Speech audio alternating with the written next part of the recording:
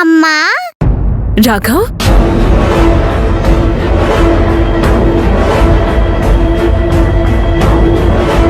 ಏನ್ ಮಂತ್ರ? ಅದು ನಾವೊಂದ್ ವಾರ ಕೊಡೈಕೆನಲ್ ಅಥವಾ ಊಟಿಗೆ ಹೋಗೋಣವಾ? ಏನ್ ವಿಷಯ ಮಂತ್ರ? ಹನಿಮೂನ್ಗೆ. ಇನ್ಯಾಕೆ?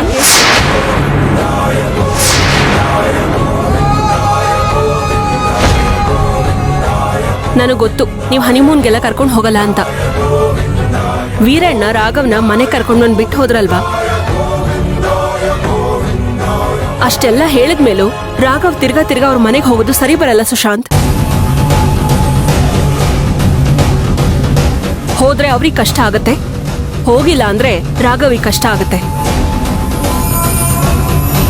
ಅದಕ್ಕೆ ಒಂದ್ ವಾರ ಅವನನ್ನ ಕರ್ಕೊಂಡು ಎಲ್ಲಾದ್ರೂ ಹೊರಗಡೆ ಹೋಗೋಣ. ಅದು ಕೊಡೈಕೆನಾಲ್ಗೆ ಯಾಕೆ ಹೋಗ್ಬೇಕು ಅಂತ ಕೇಳ್ತಿದ್ದೀನಿ. ಯಾಕೆ ಅಂದ್ರೆ ಅದ್ರ ಜೊತೆ ನಾನು ಇನ್ನ ಏನೋ ಒಂದು ಪ್ಲಾನ್ ಮಾಡಿದ್ದೀನಿ. ಇನ್ ಮುಂದೆ ರಾಘವ್ನ ನೋಡ್ಕೊಳ್ಳೋದು ಕಷ್ಟ ಆಗತ್ತೆ. ಅವನನ್ನ ಬೋರ್ಡಿಂಗ್ ಸ್ಕೂಲಿಗೆ ಸೇರ್ಸೋಣ.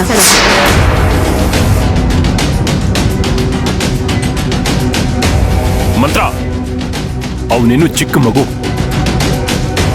ಅವನನ್ನ ಕರ್ಕೊಂಡೋಗಿ ನೀನ್ ಬೋರ್ಡಿಂಗ್ ಸ್ಕೂಲ್ ಹಾಕೋಣ ಅಂತ ಹೇಳ್ತಿದ್ಯಲ್ಲ, ನಿಂಗೆ? ಯಾಕೆ? ಬೋರ್ಡಿಂಗ್ ಸ್ಕೂಲಲ್ಲಿರೋ ಮಕ್ಕಳು ಓದಲ್ವಾ? 5ನೇ ಕ್ಲಾಸ್ವರೆಗೂ ಅಷ್ಟೇ.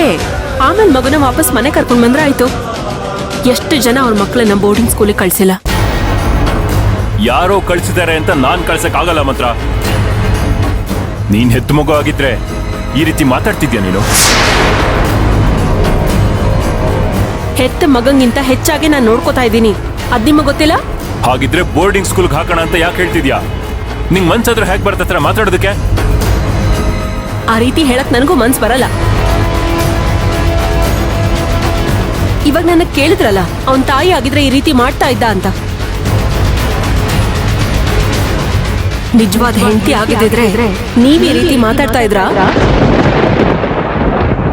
ಏನ್ ನಿನ್ ಮಾತಿನ ಅರ್ಥ? ನೀವ್ ನನ್ ಕುತ್ತಿಗೆ ತಾಳಿನೇ ಕಟ್ಟಿಲ್ವಲ್ಲಪ್ಪ, ಅದಕ್ಕೆ ಕೇಳ್ತಾ ಇದ್ದೀನಿ.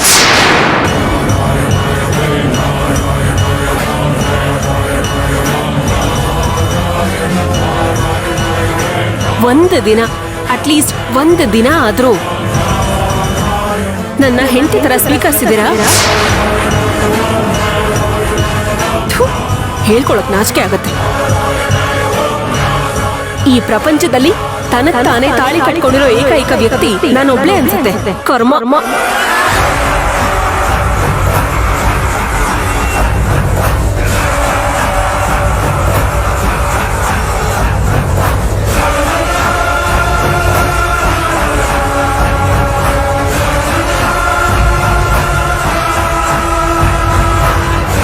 ಎಂತ ದುರಂತ ನೋಡಿ. ನಾನ್ ತಾಳಿ ಕಟ್ಕೊಂಡು ಊರಿಗೆಲ್ಲ ಮದ್ವೆ ಆಗಿದೆ ಅಂತ ಬೇರೆ ಹೇಳ್ಕೊಂಡ್ ಬಂದಿದ್ದೀನಿ. ಏನ್ ದೊಡ್ಡ ಒಲಿಂಪಿಕ್ ಗೋಲ್ಡ್ ಮೆಡಲ್ ಕಟ್ಕೊಂಡ್ಬಿಟ್ಟೆ ನೋಡು. ನಿನ್ ಕುತ್ತಿಗೆ ನೀನೇನೆ.